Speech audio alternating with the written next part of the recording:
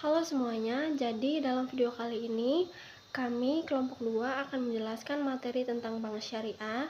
Saya sendiri, Marini Frianijo, akan menjelaskan materi tentang pengertian dan sejarah berdirinya bank syariah. Kemudian yang kedua, fungsi, tujuan, dan ciri-ciri bank syariah. Dan yang ketiga, produk dan jasa bank syariah akan dijelaskan oleh Vira. Kemudian yang terakhir adalah perkembangan bank syariah di Indonesia akan dijelaskan oleh Riko. Pertama, saya akan mulai dari pengertian dan prinsip bank syariah. Jadi, bank syariah adalah lembaga keuangan yang menjalankan kegiatan operasionalnya berdasarkan hukum Islam atau syariah.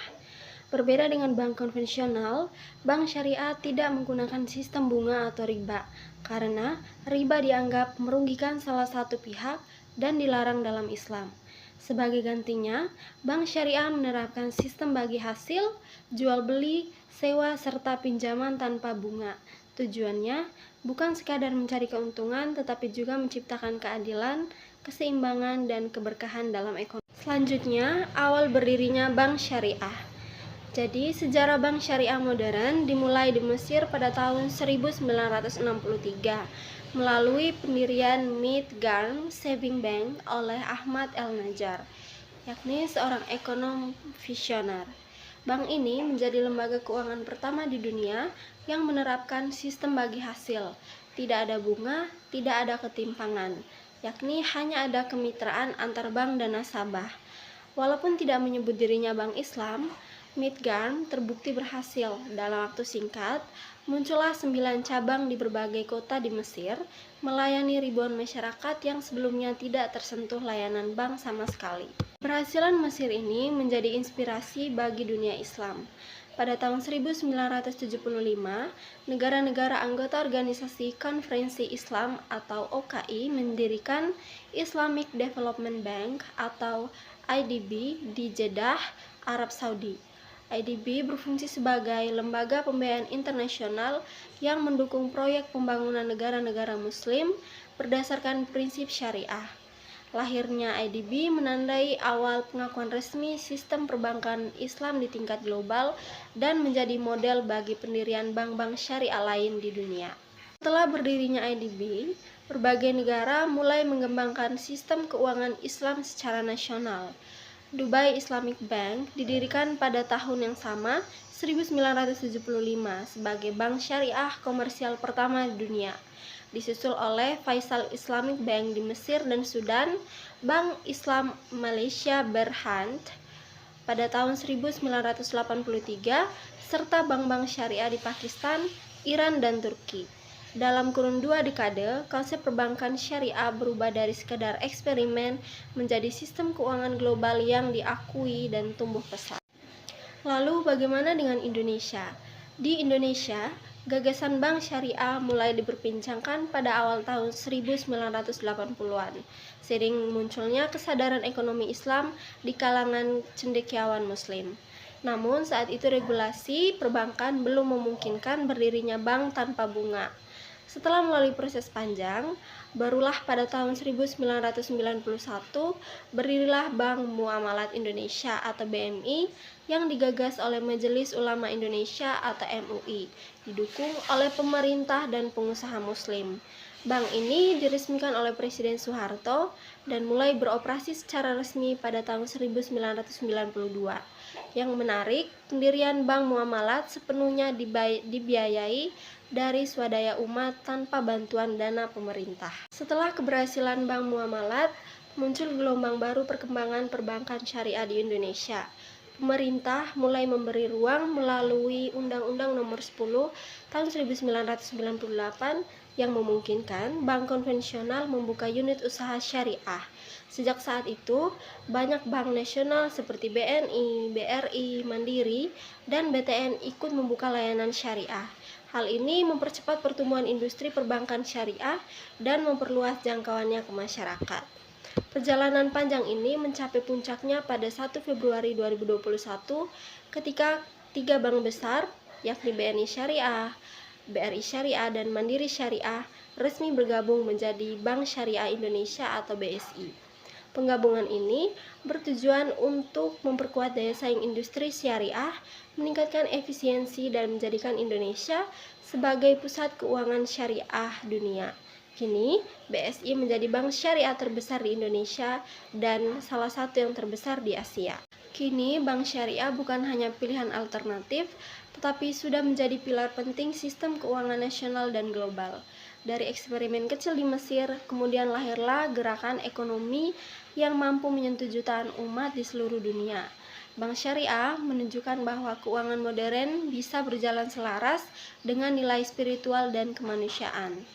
Jadi, Bank Syariah diharapkan terus berinovasi, menghadirkan produk digital yang sesuai syariah, mendukung usaha kecil, serta memperkuat ekonomi nasional. Sekian dari saya, selanjutnya akan dijelaskan oleh Vira dan Riko. Baik, di sini saya akan menjelaskan tentang fungsi bank syariah. Jadi, berikut fungsi bank syariah itu yang pertama menghimpun dana. Jadi, fungsi ini sama dengan bank konvensional, perbedaannya yakni nasabah memperoleh balasan jasa berupa bagi hasil. Yang kedua itu menyalurkan dana. Dana yang telah terkumpul disalurkan ke nasabah lain menggunakan sistem bagi hasil. Dan yang terakhir itu melayani jasa dan bank. Bank syariah melayani jasa pemindahan bukuan, transfer, penarikan tunai, dan jasa-jasa lainnya. Tujuan bank syariah itu menurut Handbook of Islamic Banking yakni memfasilitasi keuangan dengan mengusahakan berbagai instrumen keuangan yang sejalan dengan ketentuan syariah. Bank ini tidak bertujuan meraup keuntungan maksimal, melainkan memberikan keuntungan sosial ekonomi untuk para muslim. Jadi, saya juga menjelaskan tentang ciri-ciri bank syariah. Berikut ciri-ciri bank syariah itu ada 10. Yang pertama itu beban biaya yang sebelumnya telah disepakati di akad perjanjian direalisasikan berupa jumlah nominal yang nilainya fleksibel dan ditawarkan dalam batasan wajar. Yang kedua, tidak digunakan persentase dalam melakukan pembayaran. Yang ketiga, tidak ada perhitungan menurut keuntungan pasti yang ditetapkan muka dalam kontrak pembayaran. Yang keempat itu pengarahan dana masyarakat berupa tabungan atau deposito oleh penyimpanan dinilai sebagai titipan, namun untuk bank dinilai sebagai amanah sebagai pernyataan dana proyek yang didanai bank menurut prinsip syariah sampai penyimpanan yang tidak mendapatkan imbalan pasti. Dan yang kelima itu terdapat Dewan Syariah yang bertugas mengawasi bank menurut syariah. Yang keenam itu selalu memakai istilah bahasa Arab yang terdapat dalam fikih Islam. Yang ketujuh itu terdapat produk khusus yakni pembiayaan tanpa beban murni yang sifatnya sosial. Nasabah tidak harus mengembalikan pembiayaan tersebut. Dan yang ke-8 itu adalah larangan atas aktivitas-aktivitas tertentu. Dan yang ke-9 itu aktivitas usaha lebih banyak daripada bank konvensional. Dan yang terakhir itu ada hubungan bank dengan nasabah ialah akad atau kontrak antara investor pemilik dana, sohibul mal, dan pengelola dana atau mutharib secara produktif bekerja sama dengan pembagian keuntungan yang adil. Berikut saya akan menjelaskan tentang produk dan jasa bank syariah. Jadi, bank syariah sebagai lembaga keuangan yang beroperasi berdasarkan prinsip-prinsip Islam. Jadi, menawarkan berbagai produk dan jasa yang sesuai dengan nilai-nilai syariah. Produk dan jasa ini dirancang untuk memenuhi kebutuhan masyarakat, baik individu maupun korporasi, dengan tetap menjunjung tinggi etika dan normalisasi Islam. Keunikan bank syariah terletak pada prinsip-prinsipnya yang melarang praktik riba atau garan atau ketidakpastian. Jadi sebagai gantinya bank syariah menerapkan prinsip-prinsip seperti bagi hasil, jual beli, dan sewa. Jadi prinsip-prinsip yang menjadi dasar bagi berbagai produk dan jasa ditawarkan oleh bank syariah. Yang pertama itu ada jenis produk dan jasa bank syariah. Jadi bank syariah menawarkan berbagai produk dan jasa yang dirancangkan untuk memenuhi kebutuhan masyarakat baik individu maupun korporasi. Berikut adalah beberapa contoh produk atau jasa yang ditawarkan oleh bank syariah. Jadi yang pertama itu ada tabungan. Jadi tabungan syariah merupakan produk simpanan yang dijalankan dengan prinsip bagi hasil. Nasabah akan mendapatkan bagi keuntungan dari hasil investasi bank sesuai dengan kesepakatan yang telah disepakati. Contohnya itu tabungan waidah, tabungan muthabah. Yang kedua itu ada deposito. Jadi deposito syariah merupakan produk simpanan jangka waktu tertentu dengan prinsip bagi hasil. Nasabah akan mendapatkan bagian keuntungan dari hasil investasi bank sesuai dengan kesepakatan yang telah disepakati. Contohnya itu ke deposito muthabah dan deposito wakalah. Yang ketiga itu ada pembiayaan. Pembiayaan syariah merupakan produk pinjaman yang dijalankan dengan prinsip bagi hasil atau jual beli. Dan bank syariah tidak membebankan bunga, melainkan berbagi keuntungan dengan nasabah. Contohnya itu pembiayaan murabah atau jual beli dengan contoh pembiayaan murabah bagi hasil dan pembiayaan ijarah atau sewa.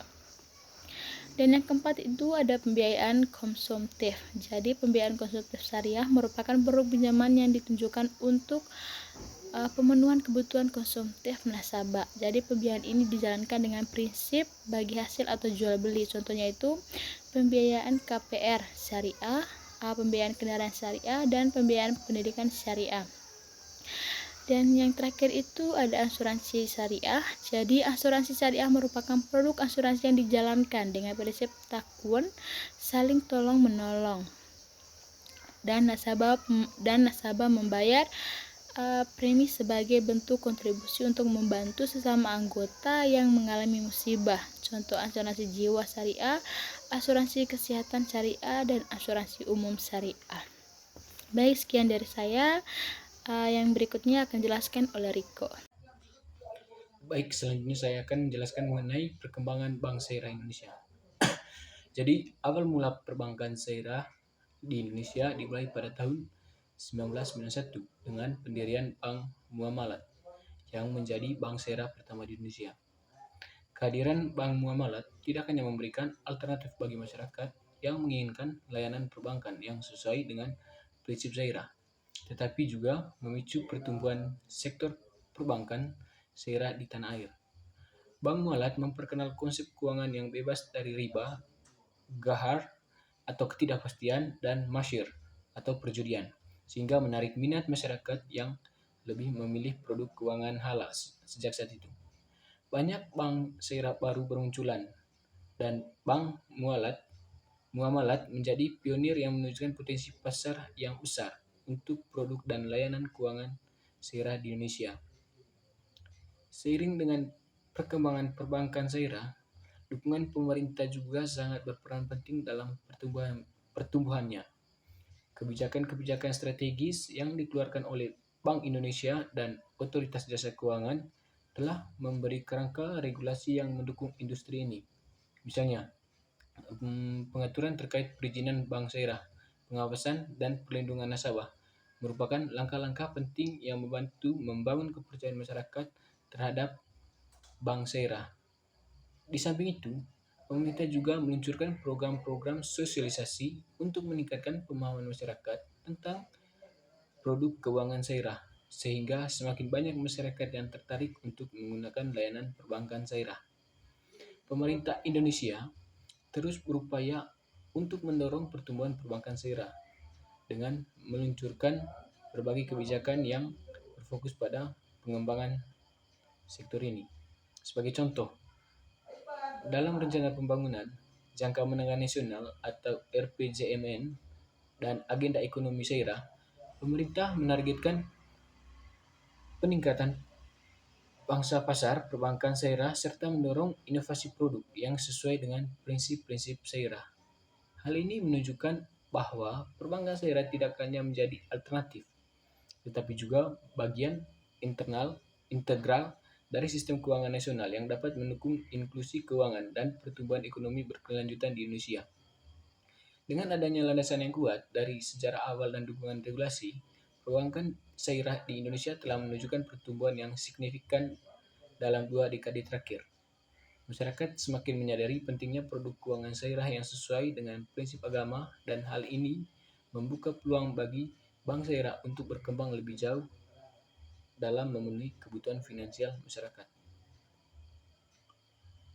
Selanjutnya, kesimpulan dari pembahasan mengenai perbankan syariah di Indonesia menunjukkan bahwa sektor ini telah mengalami perkembangan yang signifikan sejak berdirinya Bank Muamalat pada tahun 1991.